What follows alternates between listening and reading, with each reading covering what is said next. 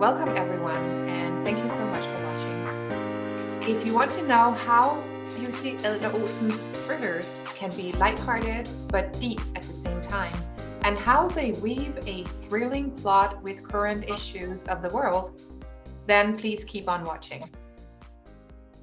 My name is Desiree Ohrbeck, and I'm a former Danish lecturer at the Scandinavian Studies Department at the University of Washington. Today, I'll be talking to Jussi Adler-Olsen about his thriller Victim 2117, number 8 in the Q-Team series. Jussi's books about the Q-Team with Karl Mørck, Assad, and Rose has sold more than 20 million copies worldwide. His 9th book was just released in Danish, Natrium Chloride. Welcome, Jussi. Thank you. And it's nearly 30 million, I have to say. But that's okay. Very impressive. For those who don't know your Q-Team series, would you briefly lay the land? I understand that you had a strategic, intricate plan before you started writing.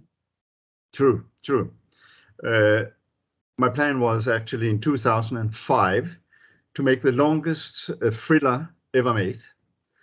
That means that the characters, you follow their development still, and I wanted to be all the, you could say chapters, but it's really books, are connected in some plots, and also the 10 books I aim to make, I made themes for all of them in 2005.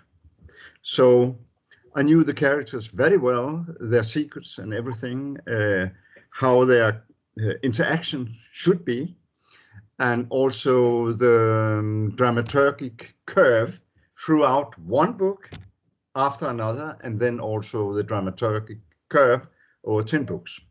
So in 2005, I believe I could do that in 10 years.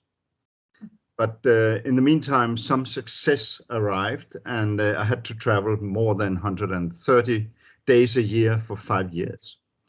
It was published in 42 languages and in 125 countries. So suddenly, I realized maybe it was really a good idea. The first one, where I introduced the main character, Karl Mørck, who is an investigator in the Danish police, fed up by his work, and that's very obvious why, because meeting criminals every day makes a police officer within 30 years fed up with the whole system. He's not an alcoholic, but his judge, he wanted to stop really, but it's such a nice paid work. So and everything hates him, by the way, because he's stubborn and not very nice to anyone. In this department, the head of the office wants him, really they want to get rid of him. They want to kick him out, but it's not possible in Denmark just to kick them out. So instead of that, they give him another department, an apartment with old cases, and he's having a new office in the cellar of the police yard in Copenhagen, a very, very rotten place to stay. But he doesn't believe that, because there he can take a smoke if he like, and that's not allowed in the police yard. And he can put the feet on the table, and really do nothing but seeing some television. But one day he's having a sidekick, and the sidekick is coming from the Middle East. We really don't know where and why and who he is before number 8 in this book you are talking about here. And this guy, Assad, was employed as a cleaning lady, actually, with green rubber gloves and so forth. And Karl Mørck never realizes before book number 2 how clever this guy is, and maybe his past has taught him to do police work. We don't know. But suddenly we have a couple here, like Sherlock Holmes and Watson, and who's the boss and which secrets they have, we don't know. In book number 2, we have another, and I needed another character to make more interactions in this small department called Department Q. And it's a woman, and should I give her one word? It's chaos power, a power of chaos, and she's the one, she's pure anarchy. And within her arrival and all her secrets, we have the team. And later on, a fourth guy is coming on in the team, but that's another story. Those 3 persons are altogether very, very special, humorous, and the opposite. And they are, for sure, they are very, very good investigators. And I'm having this series not only to amuse people, but also to say something about the Danish society. Mm-hmm. And I have this from from the Swedish writers called Sjöwall and Wahlöö, who took everything into their crime stories, political issues and social issues, and romantic stuff and so forth. So it's not easy to explain what this is, really. Mm-hmm. But from book to book, we meet more secrets from everyone. We have nice, fantastic cases, in my opinion. I try to be original, and every author says that, but my way to be original is I'm not reading other authors, in this kind of literature. So I don't know whether I am it or not, and that's very nice. So.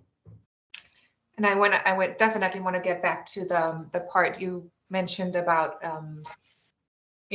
being political. Like I said in the beginning of this interview, that there are so many interesting topics that I'm curious to hear your opinion about writing this work. But first, I would love to be a little more specific with dealing with Victim 2117, and I would like to start with the prologue, because I think it was so beautiful, actually, where you address or deal with goodbyes and keeping memories in your heart, even though you don't understand the significance of them at that moment, and maybe never will. And Assad, it's about Assad being in the market with his dad before his life changes. Would you say something about what made you start the book with this? And like I said, it's really beautifully written. I like that part a lot. Well, to be, a success within your series, you must be sure that the readers are very, very closely connected to the characters. And we never heard about the past of Assad before. To tell the story from his childhood point of view, we know that this is not a decision of his, how the life of his developed. And it's, he's a very strong character. And we have to explain the weaknesses of him. He's a normal guy in the Middle East. And his parents are, they just decide to leave everything just to keep alive. And this is the first time, that he's well aware of how bad the world actually are on this specific place. So to move the reader a little here and there, it helps a lot to understand why and how. Yeah, so it sets the scene for who he is, and his story. Yeah. So I want to ask you about a different character in the book, namely Juan. I don't know if I'm saying that right, but You are. He is to me very interesting because he's both cynical, but at the same time we feel for him. How would you describe him and the quest he sets out to do in the book?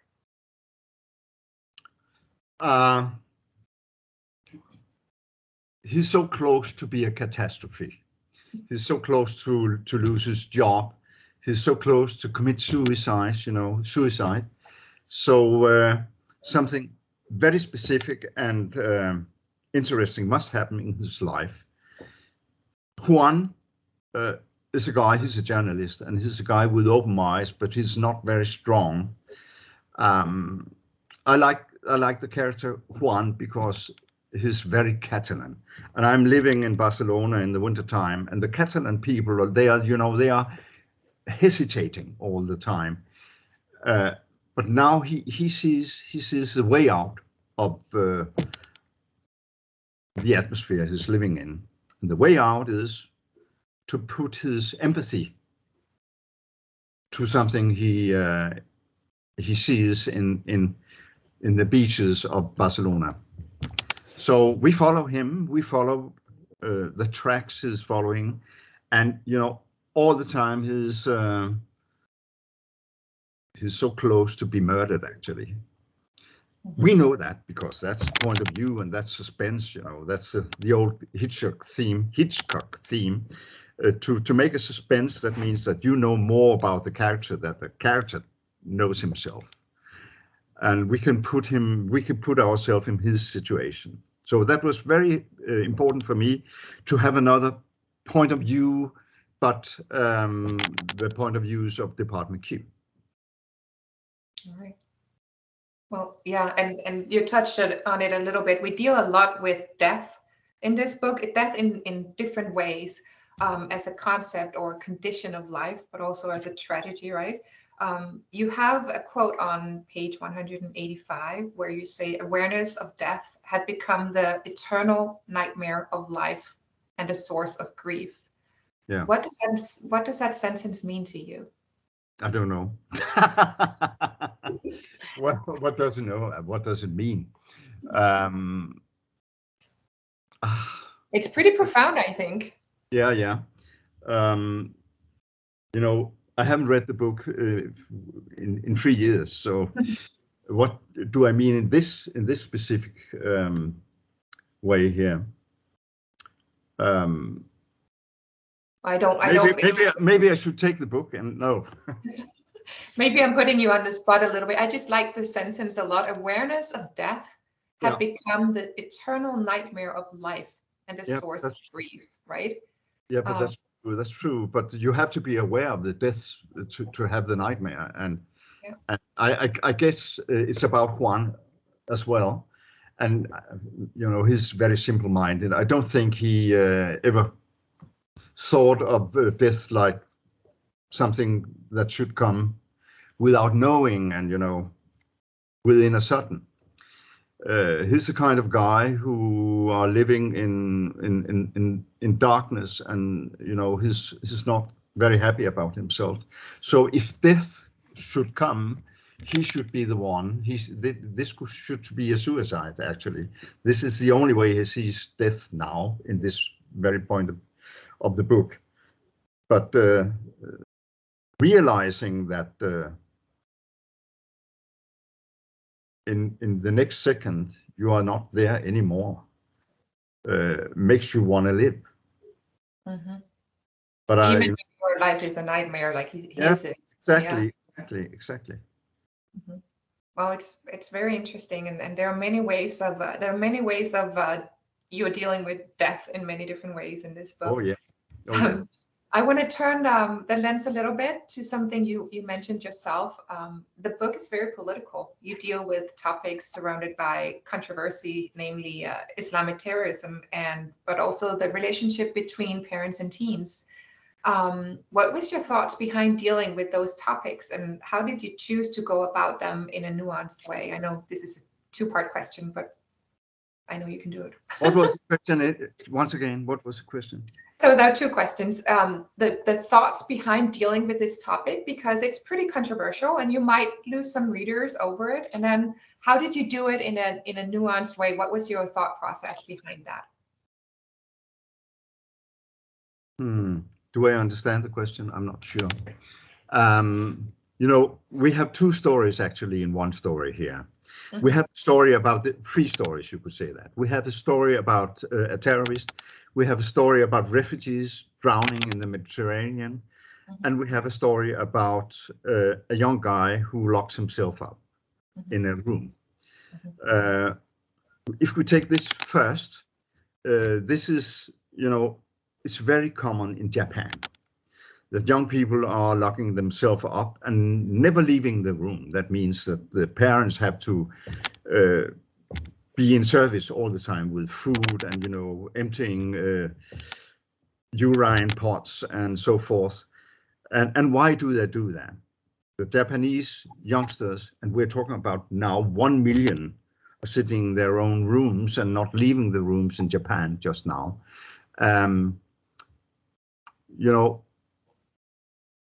When society are demanding too much of you, what could be more convenient just to leave the society?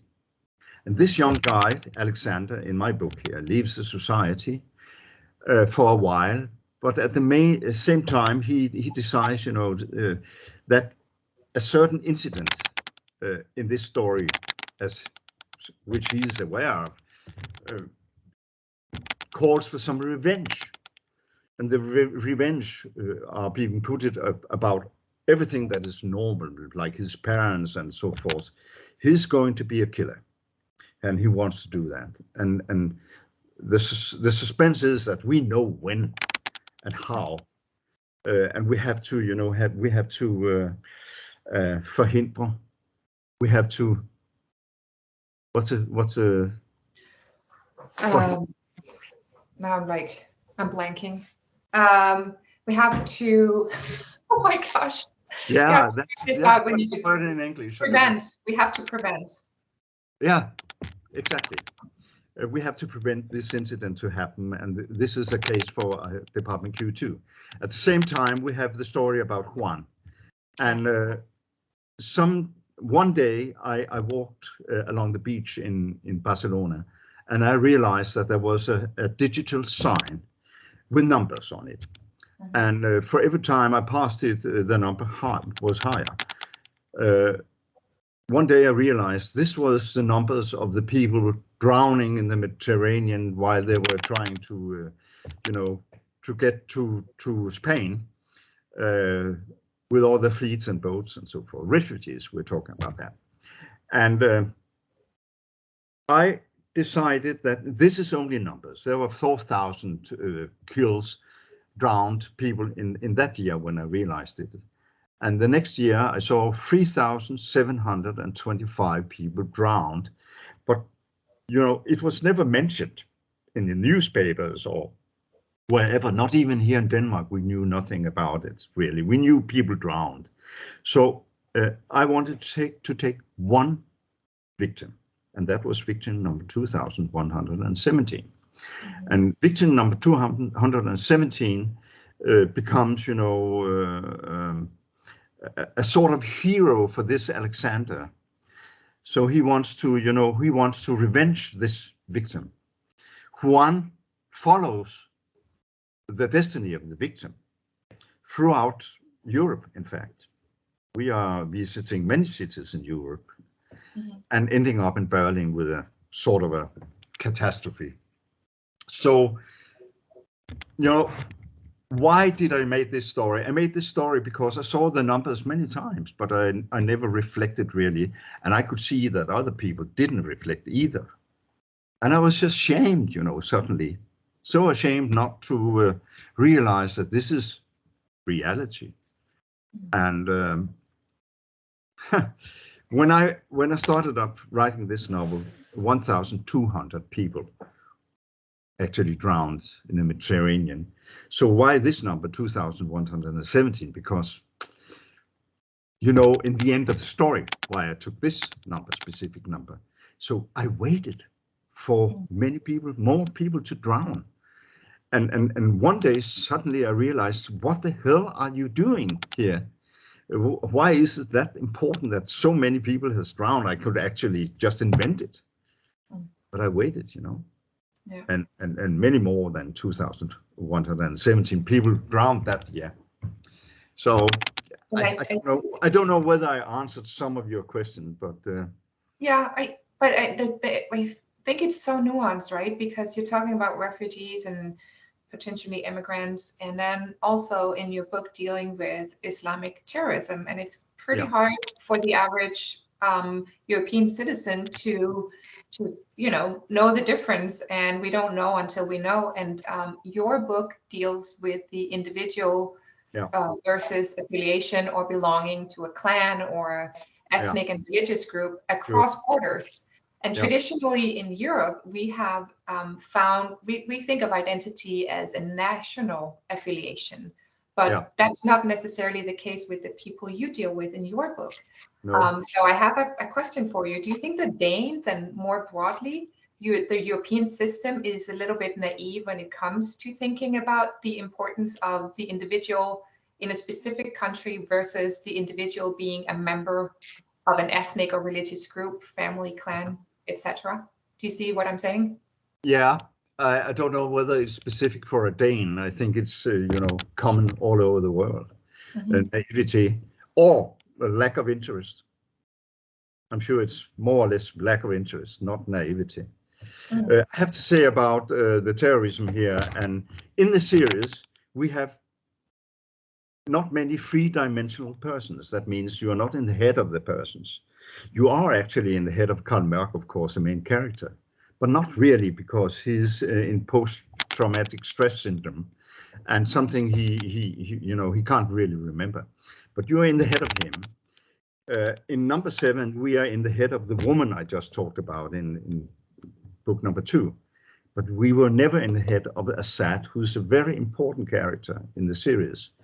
And now we had the opportunity, through the terrorism, to give the story and the background of Assad. And we are following the background, and it's very harsh and sad, actually, using a specific, main character as a villain, who are also who are the biggest enemy of Assad personally.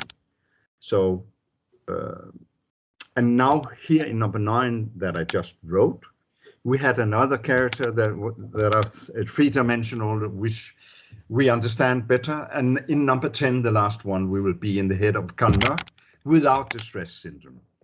So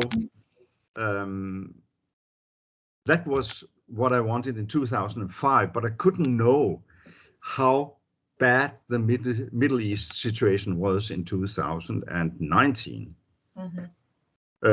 I choose a background for Assad, who is a liar about his background, as Syria in 2005, because it was the most peaceful country in the Middle East at that time. How could I know whatever happened in Syria later on? So I had to, rewrite my synopsis from 2005 within what actually was happening in the Middle East. So it was very interesting for me to do this story, to put all together the stories about the drowning refugees, about Barcelona, which I know so very well, about Berlin, which I know so very well, and and the whole story about Department Q. So, and then Alexander, the young guy who actually, who actually is a guy that we could understand if we wanted to, but we don't want to understand him. So. Yeah. And then he pays a hefty price for that. But so in some way you can say that the world events caught up with the whole plot of your 10-volume piece here. Before you mentioned Europeans being indifferent, and you also, so in your book, I think you touch on the indignation you feel towards that indifference, especially in chapter 42. Would you say a little bit more about that? The indifference? Yes. According to what?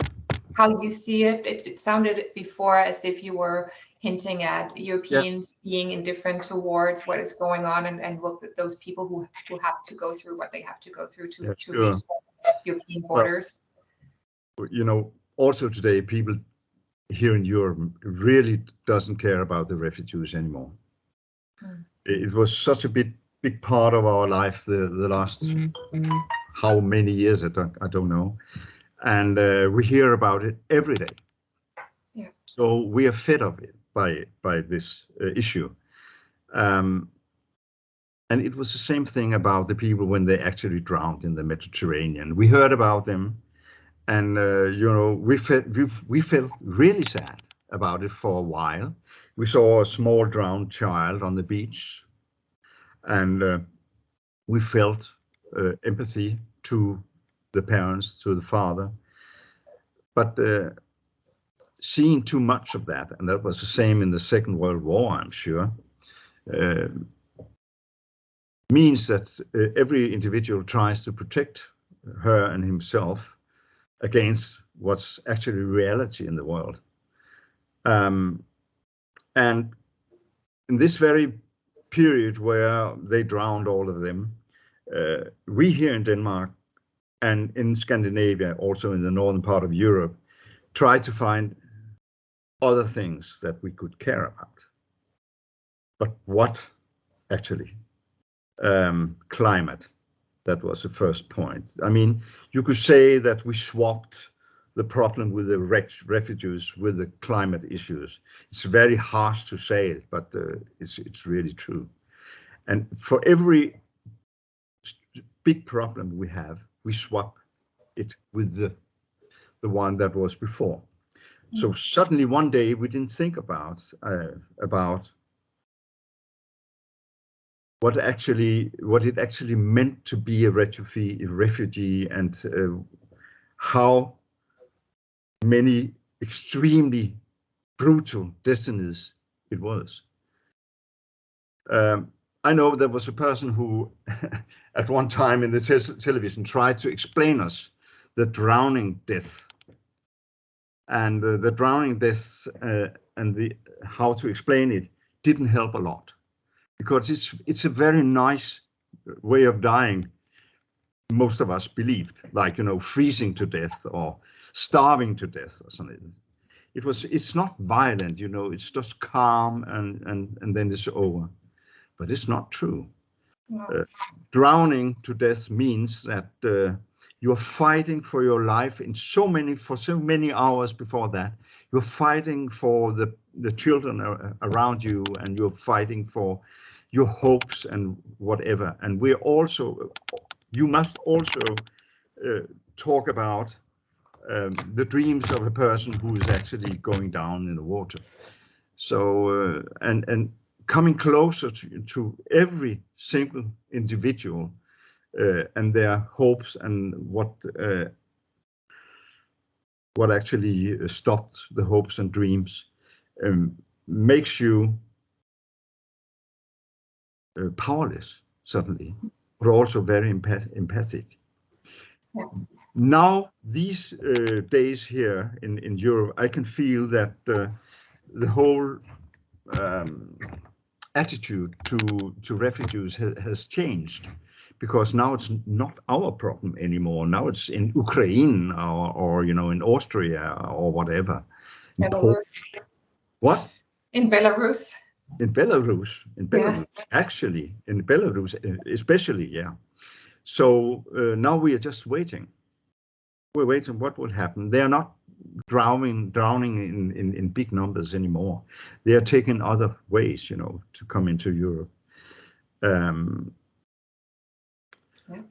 It changes. The whole subject changes all the time here in Europe.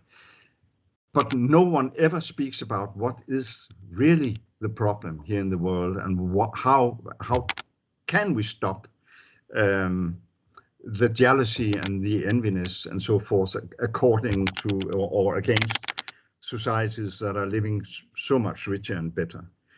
We cannot.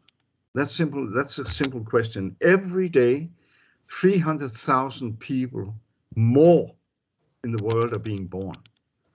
So we are lowering the whole number of who's living on the earth, and before we can stop, that's we have no hopes. We have no hopes for stopping the refugee problem, the people starving, the wars, and so forth. So maybe we should talk a little more about that later on, right? Yeah, but that's one of the things I liked in your book, that it is not as black as and white, and there are different ideologies, and there are, just like I've said so many times myself, you can need shelter and you can need a safe place to be and still be a bad person. There are many different layers to this, and Oh yeah. it's not easy.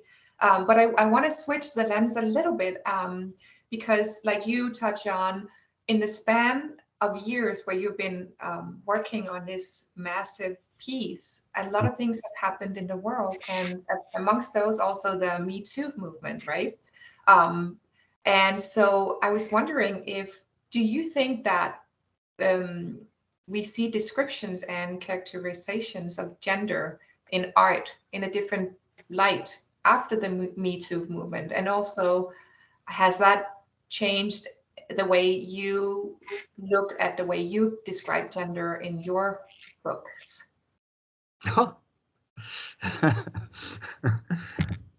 Ah. Um, hmm. Um, you know, my books are not very sexual. And the whole the question. That's a funny statement. My books are not very sexual. No, It's a but good sentence. once I was being asked, some female authors asked me, why are you so bad in describing, sexual interactions? And I had to answer, you know what? I think I'm being published in more than 25 Catholic countries. Mm. And I don't like censorship. So I leave it out, simply. But you want my attitude to the Me Too movement? Or maybe, do you think it's changed for you as an artist or a writer? Has it changed the way you go about describing gender and Yeah. characterize gender, or is it something you're aware of when you're writing? Well, I am aware of that, and I have been that for years and years because I have open eyes, and that's, that's my biggest force. The Me Too movement starts up for me maybe in the 60s already. The 60s for me was very loose in sexual ways, and certainly in the 70s, tried to explain us that the will of the woman and what she actually wanted for her life and relationships was totally different from the 60s. And then later on in the 80s, everything was so loose, and I really think that the old men who are being accused now became so confused by the changes from the 60s to the 80s. So they never realized actually to be decent. And I've been a publisher myself, and I've seen many things that I had to stop. We have we have lunches around Christmas time now also, and many things happened there. And you couldn't say it was only because the men were so promiscuous or didn't care about it. It just happened, for a while throughout, especially the 80s and 90s, like a ritual. And many men are so stupid, so they don't understand that this is past, this is long gone, the rituals are over. We can't behave like we actually did many years ago. I didn't, but many did. Or maybe we can come up with rituals that are centered on a more like equality-based Yeah, sure. structure, where some things are still okay, but it shouldn't be based on power structures. But that's a different No. discussion. Power structures is very interesting. Um, all my books are about misuse of power. Mm-hmm. This is my main thing. And it can be small in the family, or, mobbing or something like that. It can also be Silvio Berlusconi in Italy. Mm-hmm. Misuse of power is terrible, but I like power if it's being used well. Power being used well is fantastic. It can stop misuse of power. So, but these days where liberalism are overflowing all the countries, also in Denmark, liberalism means, for me, to give the liberalism to your next of kin, and not to take it by yourself and misuse it. Mm-hmm. So, and liberalism is so misunderstood. I'm not very keen about liberalism, how it's being treated now, but liberalism these days means I come first. Mm. And if I come first, I'm allowed to, take my chances, to take the jobs, to take, I don't know, the attractions of other people, like it's like I own it. And then the next step in this misuse, you're just a Me Too person. Mm-hmm. Yeah, it's very and we talk a lot about that. I'm taking it to a slightly different avenue now, but we talk about the individual and having certain aspirations and wanting to go places, but also as a privileged person, giving up a seat for someone less fortunate, right? And so what should the balance be, and how do we deal with that? And that ties in. It might seem like a far stretch from your book, but there's so many layers of power in that discussion. Yeah, true. Yeah. So let me switch a little bit, Jussi, to your next book. I'm guessing that we don't have to look at the page, but on page 396, I'm guessing you're hinting at your next book, which is already out in Danish. Sure. Would you tell the English audience what they have, or English-speaking audience, what they have to look forward to in the next volume? In number 9, yeah. All the themes I made up in 2005, the themes of every book. And I needed in this dramatic curve to be a little lower than 2117. So my theme was like ethics, and more. And and it's called Natrum Chlorid. That means salt, right? Salt is symbolic in this story, but it's also being used from a serial killer on every killing place. It's being laid. Salt for me is many things. Think of Sodom and Gomorrah, the story of that in the Bible, where they turn down against the city, and then they are turned into salt within a second from God. This story about moral is about a person who takes, hvad hedder det?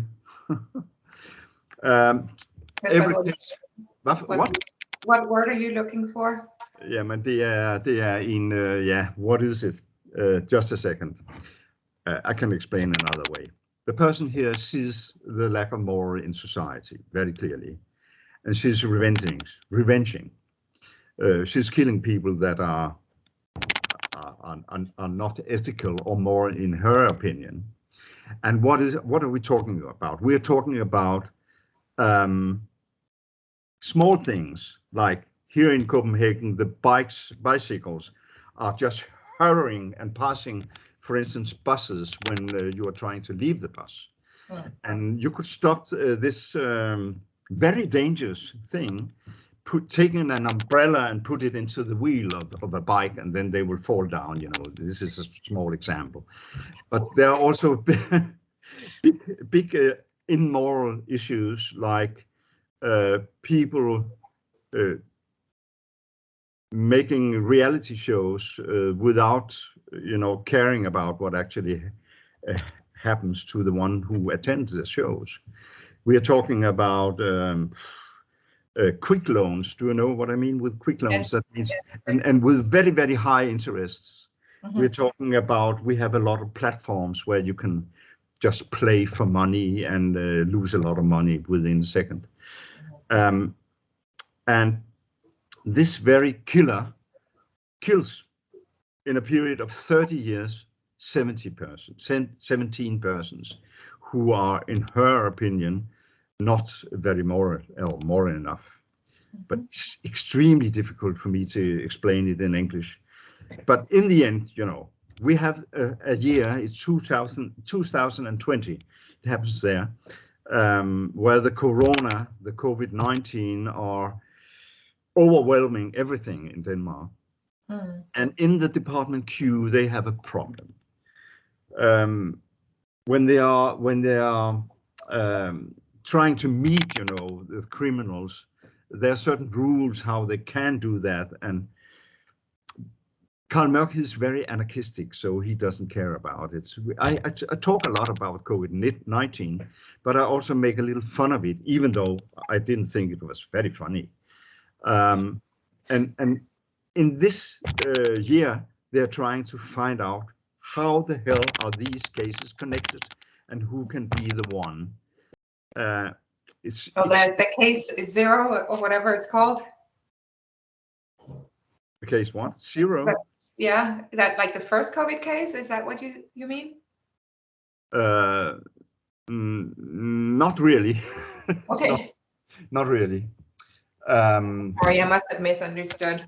Yeah, but the case of Department Q is actually to survive the COVID-19, also as a department, to keep their cooperation in a proper way, and at the same time trying to prevent these killings to go on. And they know that the second Christmas Day in 2020, something really problematic will happen. So they had to, you know, they had to stop it. But they are not able really in so many ways. And some of the persons are actually being captured. And oh my God, it's too complicated to explain. But anyway. It sounds like a piece that we have to read very soon, all of us. And you must be working on more. And there's also a cliffhanger there in the end. Of course there is. Which point at number 10, which I'm writing. So actually, the only thing I can remember is number 10. And I wanted to ask you about number 10 because I was watching one of your previous interviews where you talk about how much respect you have for your readers and that you see them as, quote, a missing voice using your fantasy as a reader. So I'm thinking you're working on your 10th volumes. How are you going about this in this piece you're working on right now? First of all, I like every time I make a book, I had to research a lot. So I have been in prison and sitting there in 2 different prisons. I meet murderers and you know, everyone who is criminal. That means officers who is criminal and people in prison, prison officers who is criminal and so forth. I met them all. And this is a story about retssystem, about court systems. Justice system, yeah. Justice systems, yeah, exactly. And it's also the story of Carl Mørck, the background story of Carl Mørck. This is the last volume in the series. And my respect for the readers is extremely high. And I know they already, I heard it, I just was on a tour and I heard it all the time, how sad they were about leaving this Department Q. But now I'm 71 and I thought that I will end up the story when I'm 60, like 60 something. And then maybe I could make another series. This will not happen. This I'm stopping here with number 10, maybe making a standalone. I think I will. But therefore, it has to be absolutely perfect, this story.